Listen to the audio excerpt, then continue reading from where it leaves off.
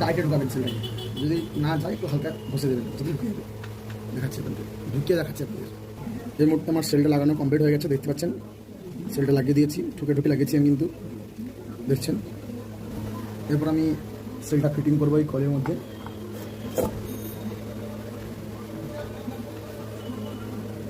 দেখাচ্ছি আপনাদেরকে কীভাবে ঢুকাতে হয়।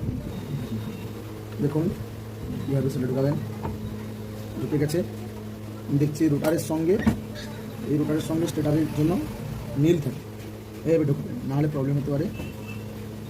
এমন কিছু প্রবলেম হবে না, তাহলেই ভালো। মিলিয়ে ঢুকেছি। এরপরে এর ওয়াশারগুলো দিয়ে দেবো, যেগুলো ওয়াশার ছিল এর ওয়াশারগুলো দিয়ে দিচ্ছি।